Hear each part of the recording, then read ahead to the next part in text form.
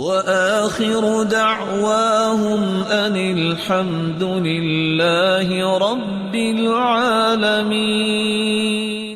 رسول اللہ صلی اللہ علیہ وسلم نے فرمایا، یا حازم اکثر من لا حول ولا قوة الا باللہ فإنها کنز من کنوز الجنہ۔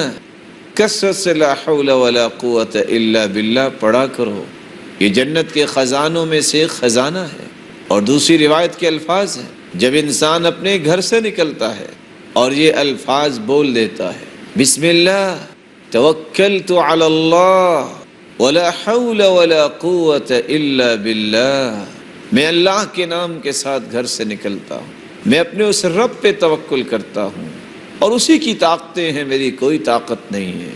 اللہ رب العزت کی طرف سے کیا کہا جاتا ہے؟